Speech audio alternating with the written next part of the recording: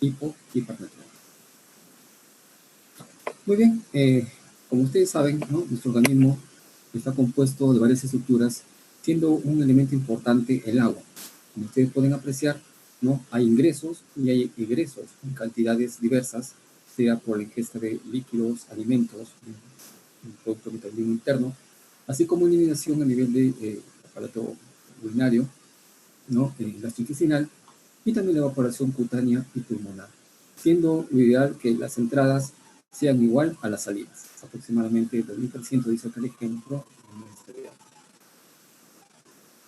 Por día. Bien, recordamos que nuestra composición, ¿no?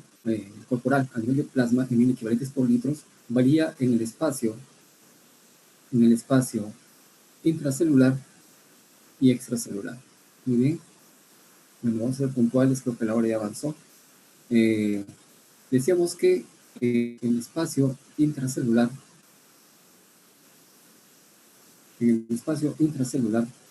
¿no? Tenemos básicamente como principal ion el potasio y en el extracelular al sodio, ¿no? En este sentido, pues,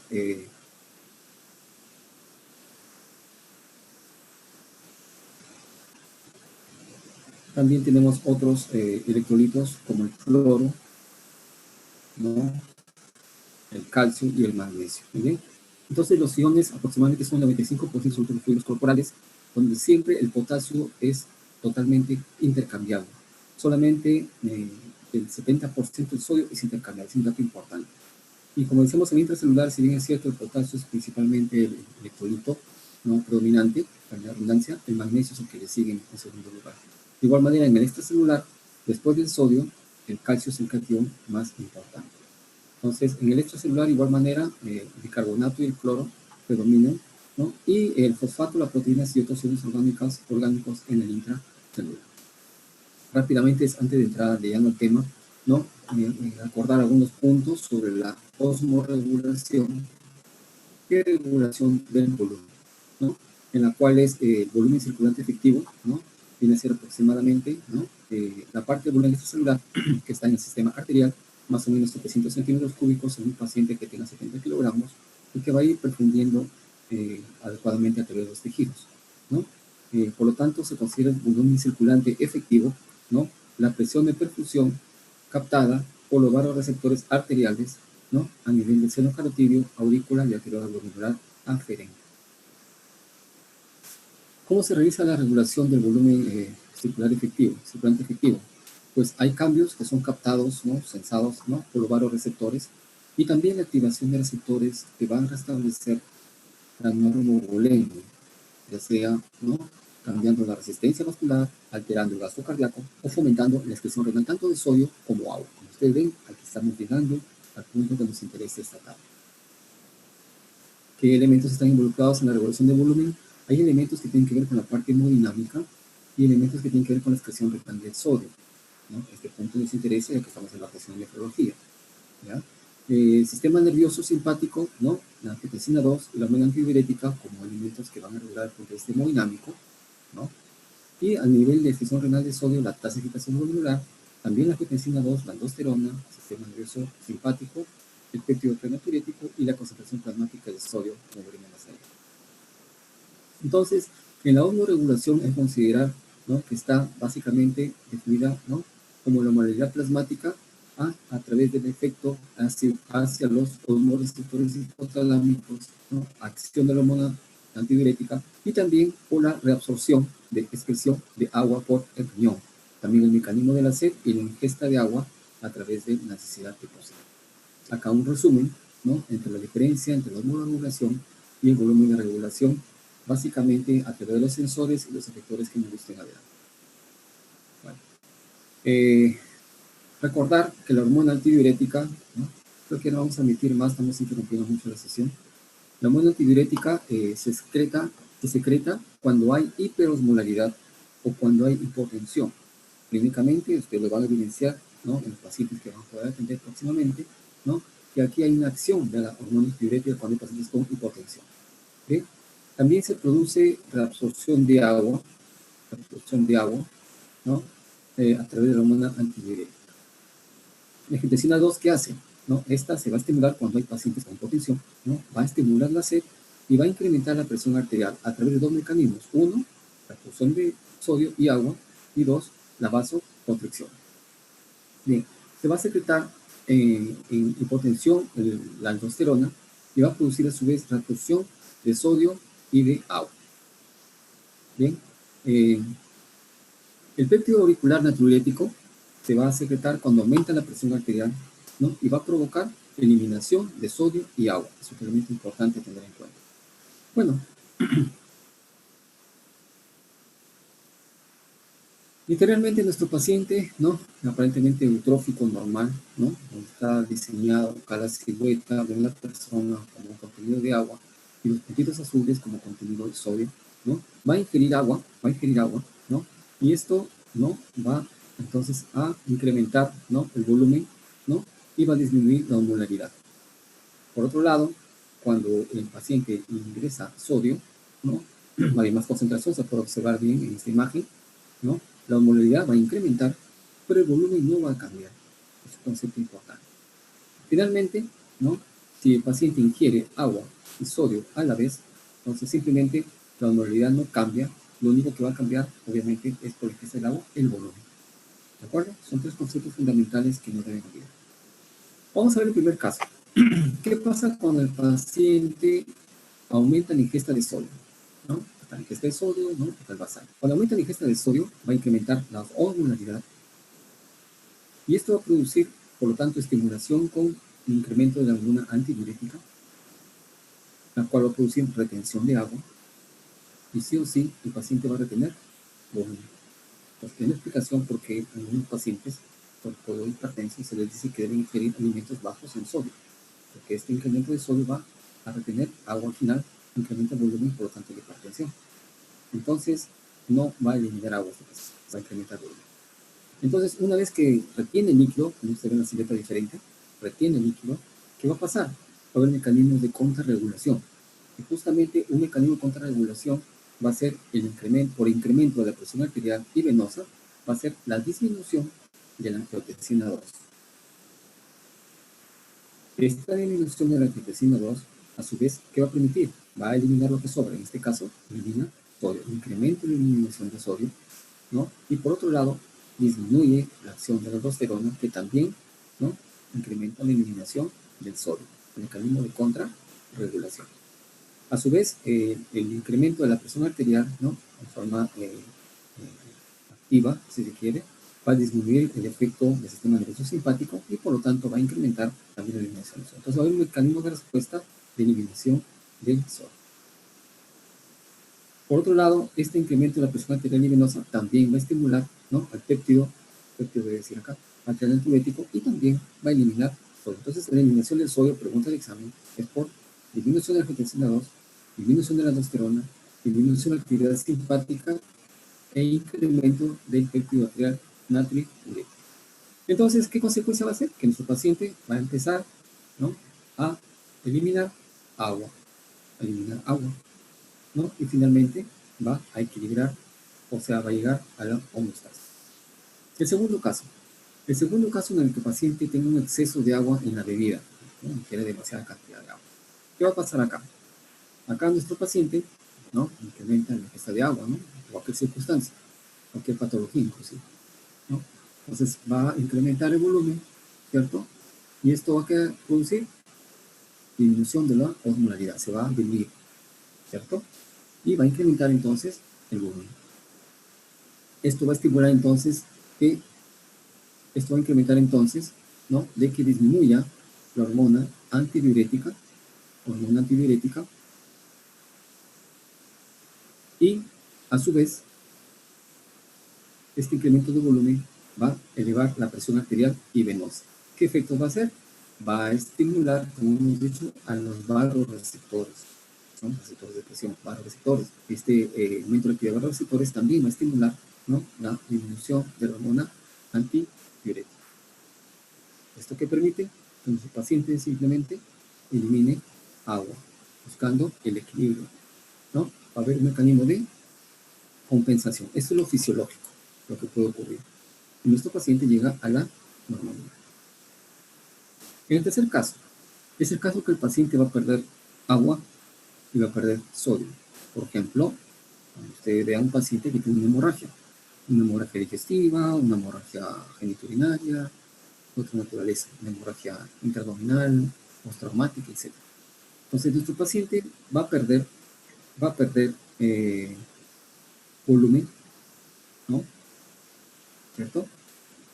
Entonces va a disminuir la presión arterial y venosa, ¿no? Esto va a incrementar la hormona antidiurética y entonces va a permitir de que haya retención de agua, justamente como mecanismo de compensación a la hipotensión. Por otro lado, ¿no? Y la disminución de la presión arterial venosa incrementa la angiotensina 2 e incrementa el efecto del sistema nervioso simpático para retener entonces agua. Entonces simplemente no va a eliminar agua el paciente, con un mecanismo de compensación. Es un mecanismo de compensación, pero a la larga este es un mecanismo que puede dañar también la perfusión, ¿no? Entonces, ¿qué va a pasar? La persona va a retener agua, ¿no? Para retener agua, justamente para mejorar, ¿no? El volumen, ya sea por incremento de la ADH, la angiotensina 2 y en la actividad simpática. Muy bien, entonces, en el caso del sodio, hemos dicho que si baja el volumen, disminuye la presión, va a estimular, digamos, ¿no? A la angiotensina 2, incrementando la aldosterona y la actividad simpática, y va a retener sodio. Pero también esta disminución de la presión arterial efectiva, ¿no? Va a disminuir el péptido natriurético y por tanto también va a retener sodio. Por lo tanto, no va a eliminar sodio. En conclusión, el mecanismo de compensación para que no elimine agua y no elimine sodio. Bien, digamos. Y finalmente nuestro paciente va a llegar a la normalidad, o por lo menos intenta compensarse la normalidad. El cuarto caso. En cuarto caso, cuando el paciente tiene una pérdida de agua que puede ser sensible o no sensible, por ejemplo, un paciente que está hiperventilando, ¿no? Por una neumonía, por una acidosis metabólica, un cuadro de histeria, un cuadro, digamos, postoperado, etc., ¿no?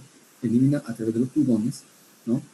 Entonces, nuestro paciente va a incrementar la osmolaridad en aras de la pérdida de agua y va a disminuir el volumen, obviamente, y esto va a estimular entonces que haya incremento de la hormona antidiurética y de paso, como hay disminución de la presión arterial por la baja de volumen, va a incrementar también esta hormona. Y así entonces tiene agua, por lo tanto dejará de eliminar agua. ¿Y esto para qué? Para mejorar la osmolaridad, incrementar, ¿no? O para detener la disminución del volumen y llegar a la normalidad. Muy bien, hemos visto cuatro casos, recapitulamos. Entonces, uno, el momento de la pérdida, ¿no? El momento de la pérdida de ingesta de sodio, ¿no? Exceso de bebida de agua, ¿no? La pérdida de agua y sodio, y finalmente la pérdida solamente de agua a través de vías respiratorias. Muy bien, entonces, en general, si recordamos la fisiología del agua y del sodio, existen dos, digamos, puntos importantes, que la osmolaridad, calculada como de sodio más glucosa sobre 18 y no sobre 6, ¿no? Y la tonicidad, que es la fracción de la osmolaridad, ¿no? Que son 2 sodios más glucosa sobre 18. Pues acá recordamos que hay hormonas ineficaces que no contribuyen a cambios en estas fórmulas de cálculo, como son la UE y el etanol, ¿no? Justamente porque no tienen, digamos, atracción de lípidos a través de la membrana amalgama celular. Entonces, en regla se dice de que la concentración de sodio básicamente tiene correlación con la osmolaridad del medio extracelular, es decir, va a medir los cambios en el agua. O sea, el sodio y el agua siempre van a estar juntos, ¿ya? Y finalmente, el sodio es el principal, ¿no? Elemento o electrolito del espacio extracelular, ¿no? Y que básicamente está excluido del espacio intracelular. Y finalmente, la cantidad total de sodio es una medida del total del agua en el espacio extracelular y que va a reflejar los cambios de volumen. Muy bien, listo. Nuevamente, para recordar, ¿no? En el espacio intracelular principalmente tenemos potasio, y en el intracelular sodio, ¿no? En cuanto a la regulación de agua y sodio, ¿no? Solamente acá el concepto importante. Cuando hay disminución de sodio, estamos hablando de hiponatremia, simplemente la consecuencia va a ser que haya células edematosas. En cambio, cuando hay hipernatremia, implica que las células van a estar desintegradas. ¿Okay? Listo. Bueno, la composición del agua corporal total, un ejemplo de un paciente de 70 kilogramos, aproximadamente contiene 40 litros, de las cuales en el intracelular está los 25 litros, 10 litros en el intersticial y 5 litros en el intravascular. Acá nuevamente lo mismo, ¿no? Pero como lo he detallado a nivel de plasma, intersticio, intracelular, y que puede haber una diferencia muy breve en lo que es varón y mujer en cuanto a porcentaje de peso corporal y de distribución del agua, ¿no? Ahora, el detalle está, por ejemplo, la consecuencia clínica en la que decimos no debes ingerir comidas saladas o por ejemplo de sodio o sodio en general, ¿no? Aunque sea un poquitito, pero ese poquitito de sodio implica también que va a jalar agua. Y ese es el ejemplo que les traigo en esta imagen, ¿no? Entonces, por ejemplo, ven ustedes, ¿no? La proyección de que el exceso de agua en un paciente tanto puede incrementar en 2.000, 4.000, 6.000 centímetros, ¿no? Y como acá va a incrementar, ¿no? En cuanto al cambio de sodio, ¿no? Cambio de sodio. Entonces, ¿no? Si tiene un paciente un sodio de 134, ¿no? Pasando por acá, aproximadamente va a tener 2 litros de retención. ¿No? Bueno, es importante las consecuencias que puede tener los cambios de este electrolito y también de la osmolaridad en general, como la osmolaridad plasmática, ¿no? Por ejemplo, en caso de que haya hiposmolaridad o hiperosmolaridad, ¿no? Y los factores en tiempo de lo que es la adaptación, ¿no? Por ejemplo, cuando hay hiposmolaridad, hay edema cerebral, incremento del agua cerebral, ¿no? Es una adaptación inmediata, ¿no? Tienen mucho cuidado entonces. En cambio, la hiponormalidad posible deshidratación cerebral y disminución del agua cerebral. ¿Ya? Eso es cuando recuerden ustedes y lleven neurología, neurocirugía para el manejo con diuréticos osmóticos, por ejemplo. La adaptación intermedia, cuando hay hiposmolaridad, hay pérdida de iones, sodio, potasio, cloro. Y la hiperosmolaridad, ganancia de los medios. Y la adaptación prolongada, sostenida, ¿no? Cuando hay pérdida de algunos aminoácidos, sobre todo los que están mencionados acá, taurina, vitamina, glutamato. Y por osmolaridad, ganancias de otros aminoácidos y algunos osmoles, ¿no? Bien, entonces acá rápidamente, en fugaz, hablaremos que la regulación de la hormona antidiurética básicamente es muy eficaz, sobre todo desde el punto de vista osmótico, ¿no? Grandes cambios rápidamente se pueden dar, ¿no? Se empieza a liberar la hormona antidiurética a partir de 280 miliosmoles por kilo, siendo su máximo efecto en 295. Como ustedes ven, en rango muy pequeño, muy pequeño. Y la regulación osmótica se da cambios en el volumen sanguíneo y la presión arterial, sobre todo cuando hay cuadros de náusea, dolor, ansiedad y por efectos de fármaco. Entonces, todos estos mecanismos mantienen la integridad del volumen circulatorio. Bueno, acá un ejercicio nada más, ¿no? Para que ustedes puedan comparar las sustancias que estamos agregando. De repente le agregamos cloruro de sodio, de repente le agregamos agua o una solución salina isotónica. ¿Cuáles son los cambios que puede haber a nivel de la osmolaridad plasmática, el sodio plasmático, el volumen extracelular, intracelular y el sodio urinario, ¿no? Como ustedes pueden apreciar, si administramos cloruro de sodio, el intracelular va a disminuir. Quiere decir que el cloruro de sodio administrado en vía endovenosa, por ejemplo, va al extracelular, ¿ya? Y incrementa la pérdida de sodio por la orina. Si necesitamos solamente agua, ¿no? Va a haber una dilución, por lo tanto la osmolaridad plasmática va a disminuir, igual que el sodio, el extracelular incrementa y el intracelular también, y no hay cambios en la excreción de sodio urinaria. Si necesitamos una solución salina isotónica, no va a haber cambios, ¿no? Solamente en el extracelular el incremento de la ingestión de sodio. Bien, esto vamos a pasarlo, ya lo hemos revisado, ¿no? También. Y estas las reposiciones, ¿no? Solamente para darles una orientación, ustedes están recién en medicina 1, pero es importante conocer, ¿no? Que a veces hay recomendaciones cuando hay hemorragia, la reposición básicamente es de glóbulos rojos, ¿no? Y también de proteínas, ¿no? Cuando el paciente está hiperventilando, la acidosis metabólica, ¿no? Una neumonía grave, un COVID, por ejemplo, o que tenga fiebre, está perdiendo, hay que darle agua libre, ¿no? Y una veces postopertiva, ¿no? El reactor puede ser, o un postoperado puede ser recibir isotónico más hipotónico, dependiendo del tipo de pérdida, ¿no? Y acá es importante valorar la densidad, la composición de la orina. Los ejercicios de cálculo, pero vamos a hacerlo por las prácticas. Bueno, entonces decíamos que el agua va junto con el sodio. Cualquier variación de sodio, pues también va a haber variación de agua y viceversa. Aquí hablaremos entonces en primer lugar de la hiponatremia. Entonces acá encontramos que la hiponatremia se puede presentar en varias entidades, sea puntos de vista médicos, clínicos, ¿no? Quirúrgicos, ginecológicos, ¿no? E inclusive puede haber los cuadros de hiponatremia los más graves con mayor sintomatología, ¿ya? Entonces aparece entre el 1 a 4% de los pacientes que acuden al hospital. Bien, entonces acá es importante estos tres jóvenes, ¿no? De que el cerebro, ¿no? En hiponatremia, tiene varias reacciones, ¿no? Cuando hay normonatremia, ¿no? El equilibrio, ¿no? Sobre potasio y agua, pero cuando hay hiponatremia, una aguda, ¿no? Entonces va a haber salida de potasio, ingreso de agua, ¿no? Entonces va a haber un edema cerebral, ¿no? O cuando hay hiponatremia crónica, ¿no? También hay otros cambios que producen al final, ¿no? Alteraciones del funcionamiento cerebral, ¿no? Entonces, la causa de hiponatremia, básicamente acá tenemos algunas de ellas, ¿no? Una secreción inadecuada de ADH, ¿no?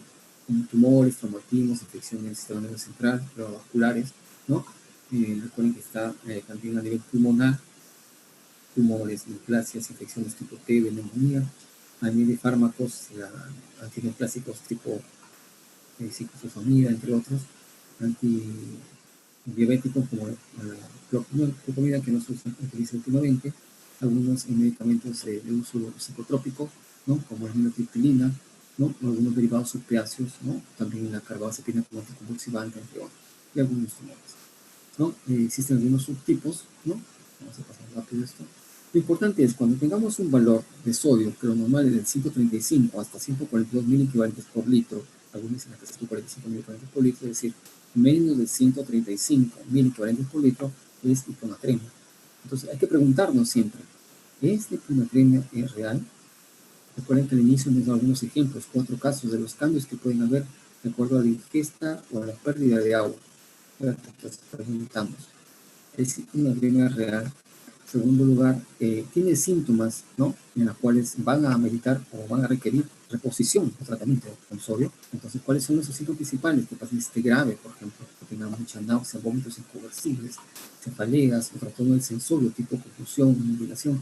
Generalmente cuando el sodio está en 115, 125, ¿no? Es hiponatremia leve. Y cuando es hiponatremia severa, ¿no? Que puede ocasionar hasta la muerte, en menos de 115, puede convulsionar o puede ingresar en coma. En tercer lugar, hay que preguntarse si la hiponatremia es aguda o es crónica. Es decir, si es crítico, ¿no?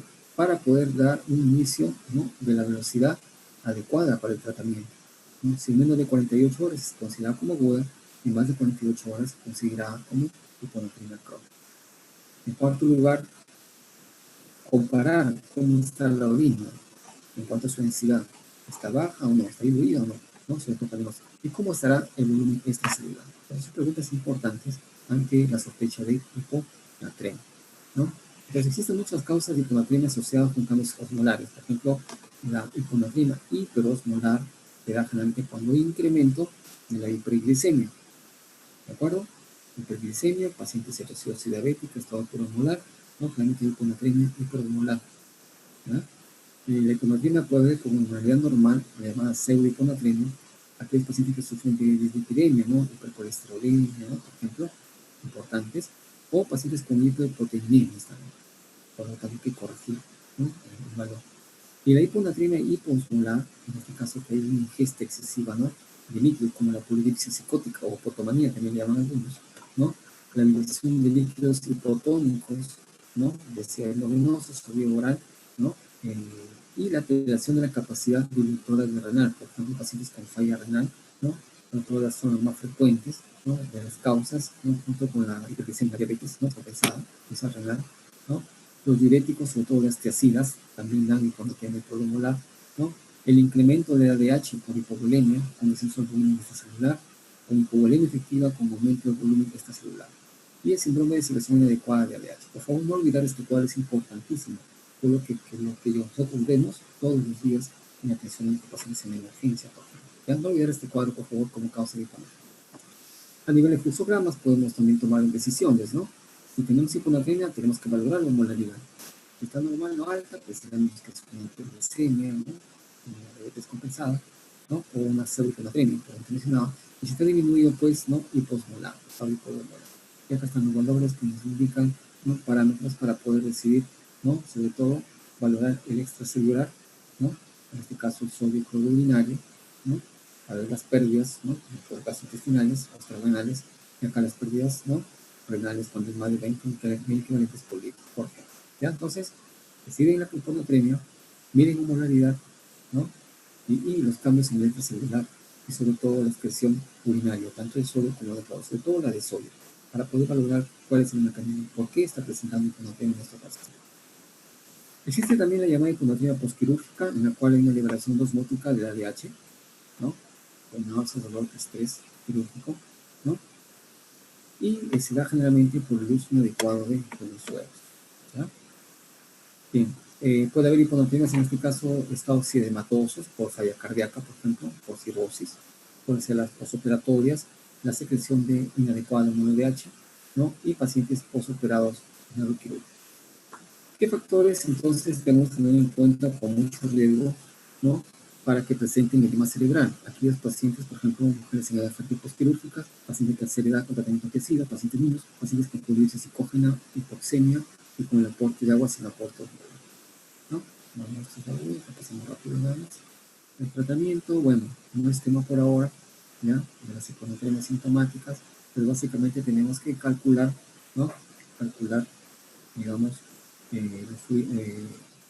la sintomatología, ¿no? Los requerimientos de sodio en base al déficit de agua.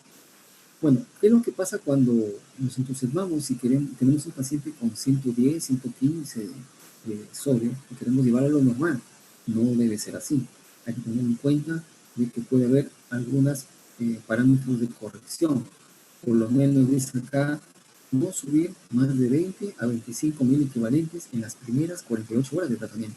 O sea, tenemos que ir lentamente tratando la hiponatremia, porque justamente puede haber una consecuencia fatal para el paciente, que es la llamada mielolinólisis continua, ¿no? Aquí vemos, ¿no?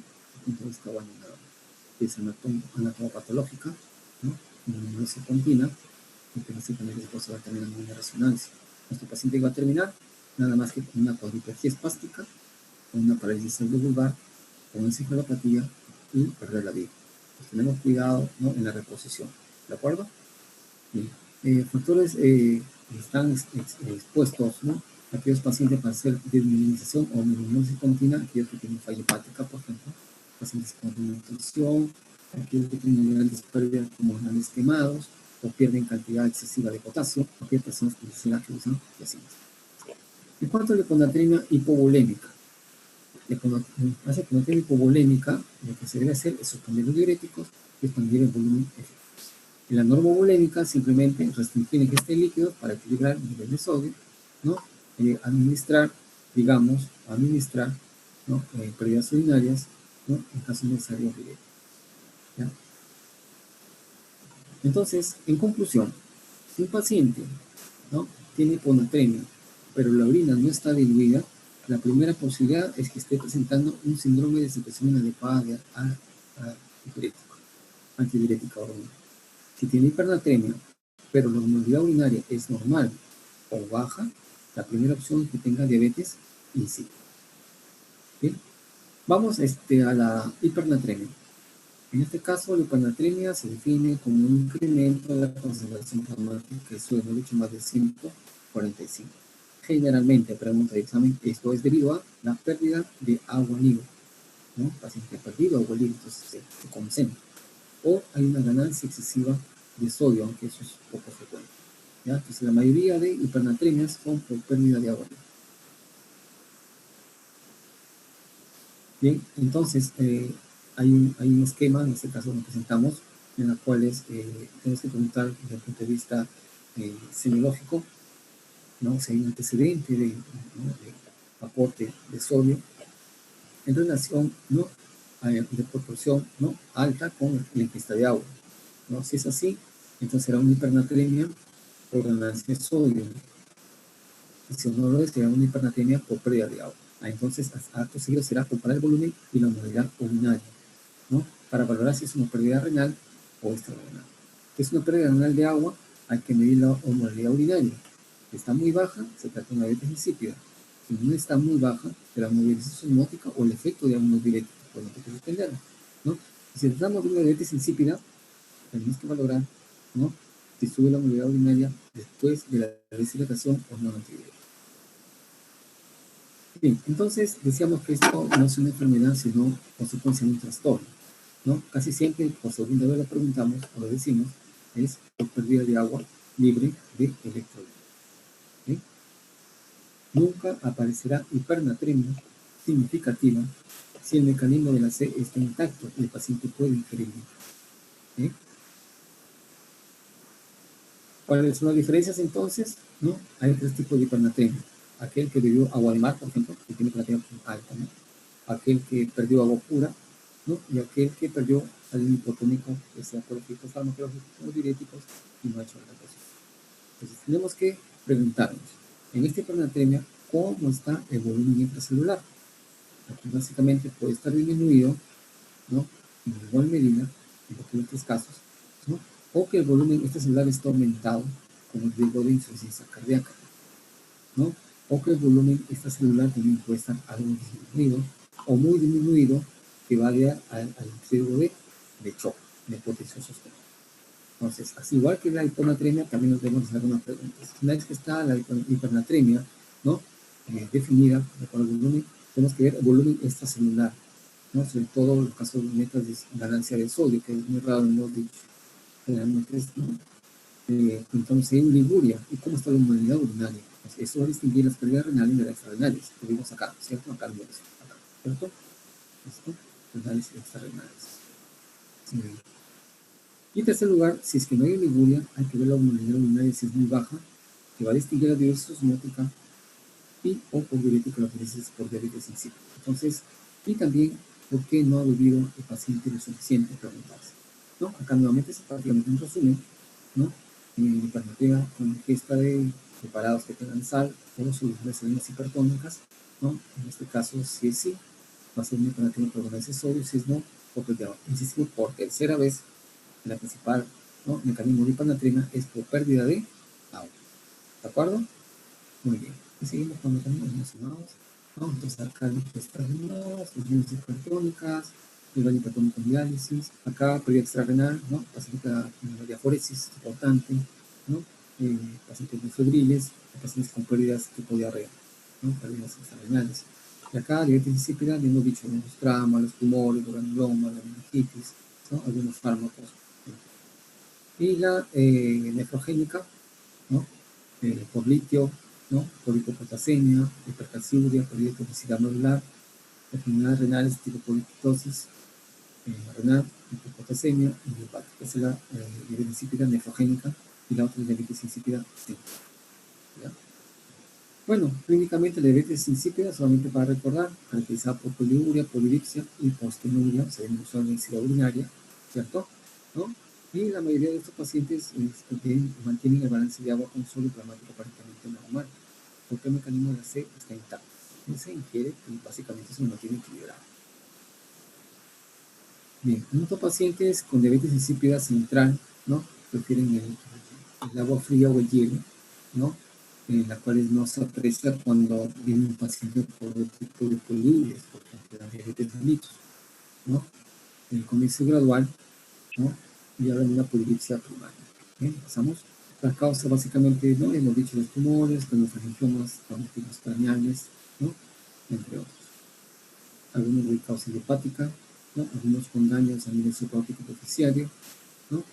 Y la diabetes insípida nefrogénica, que damos énfasis en esta tarde, es justamente aquella que puede ser congénita y adquirida, caracterizada porque el riñón pierde la capacidad para concentrar la orina, ¿no?, ya que no puede o no sensa bien a nivel tubular a la hormona antidiurética, o incapacidad, ¿no?, de los túbulos distales y colectores de preparar, ¿no?, el gradiente osmótico a nivel cortico capilar, o puede ser por algún mecanismo, ¿no?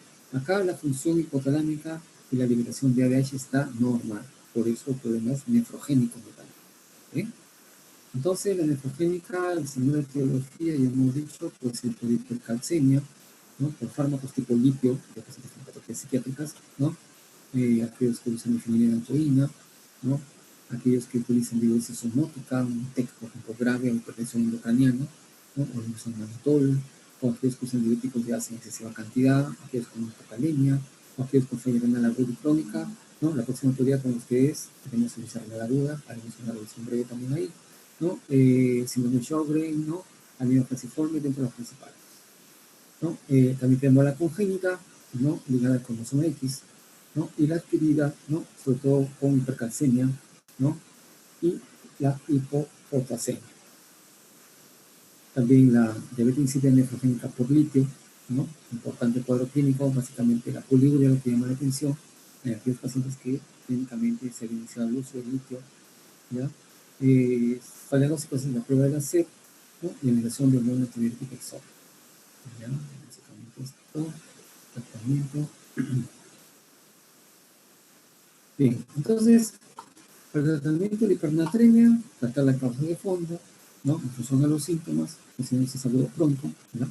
Tener cuidado en una reproducción no tan rápida, si se quiere, en las agudas sobre todo, para evitar la neurolisis continua.